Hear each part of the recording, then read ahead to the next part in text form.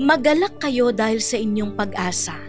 Magtiyaga kayo sa inyong kapighatian at palaging manalangin. Tumulong kayo sa pangangailangan ng mga kapatid at patuloyin ninyo ang mga taga-ibang lugar. Idalangin ninyo ang mga umuusig sa inyo. Idalangin ninyo sila at huwag sumpain. Makigalak kayo sa mga nagagalak at makitangis sa mga tumatangis. Roma 12, versikulo 12 hanggang 15.